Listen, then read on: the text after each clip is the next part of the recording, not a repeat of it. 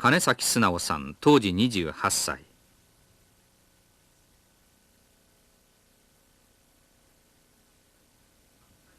廿日市で原爆の閃光を見た後、すぐ市内に入り被爆しました。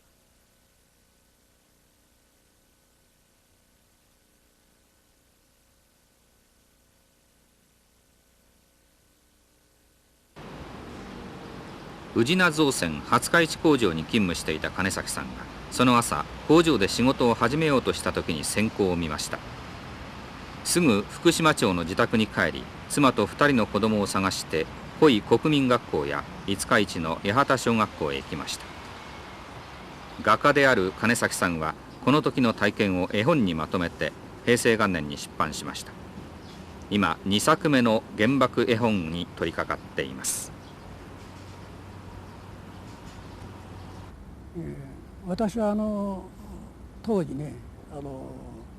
宇品造船という工場が宇品にあったわけですけども、第二工場を昭和17年に廿日市の沿岸部に、作ったわけですね。それで私は幕臣から2キロの福島町に住んでいたんで、金崎、廿日市の方が近いからそっちへ、転勤せえということで、その工場に17年から通うようになったんですね。であの日もですね8時にもその廿日市の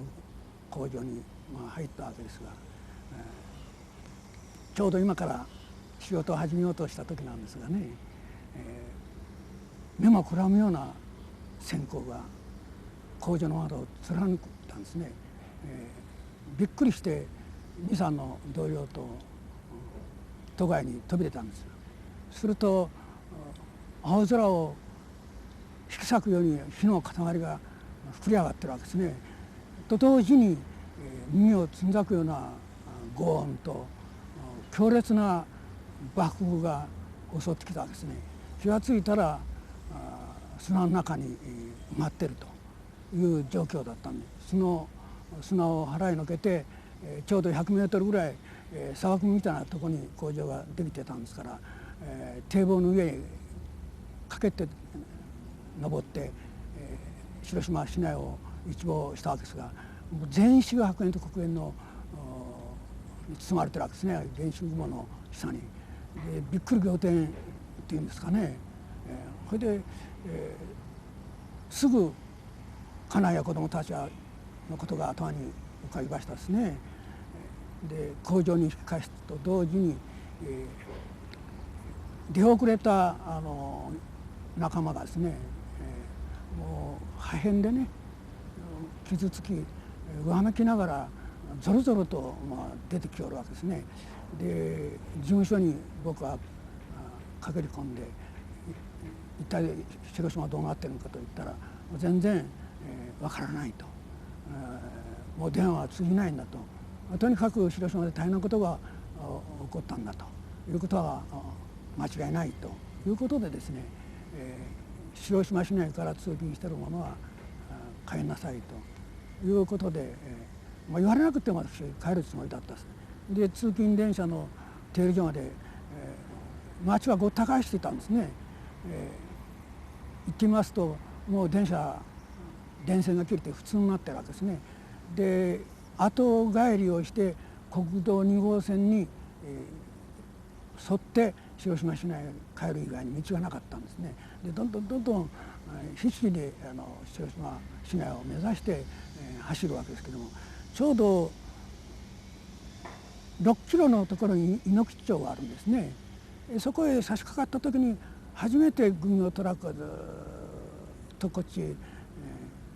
来たんですね。それすれ違った途端に、私の不安は今度は恐怖に変わったんですね。というのはその軍用トラックの中にはこれが人間の姿なのか、ちょうど焼け残りの材木みたいな人たちが満載されていたわけですね。で家内や子供たちや家族があんな状況になっていると思うとね、一瞬その不安が今度は恐怖に変わったんですね。で足がもつれてですね前へ進まないとしばらくやっと体勢を立て直して一層足を速めましたですね。で私の町はもうほとんど猛火に包まれて町はべちゃんこになってるわけですね。でもう町から先の方は猛火に包まれてるわけですよ。それで、へたへたっと私はその場に崩れるように座り込むんです。もうこれはダメだなと思いましたね。で一軒も満足に立った家はないわけですね。べちゃんこになってるわけですよ。でひょっと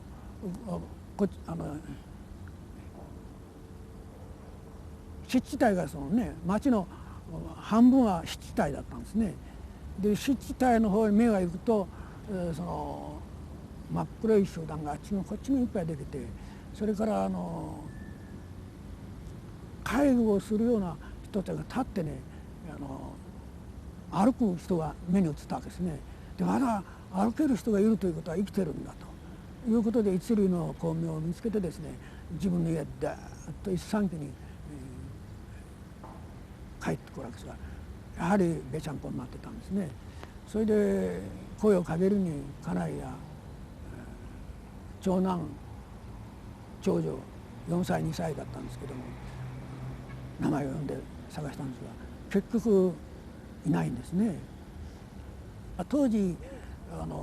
白島全市は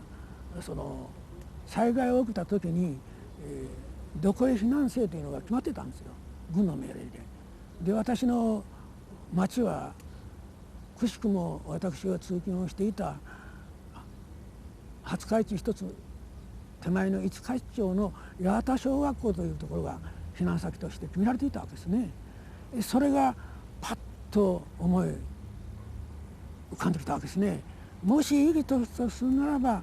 もうそこしか行かないというふうに思いましたですね。校舎の中に足を一歩踏み入れたらいっぱいなんですね、小学校も。それで入り口のところに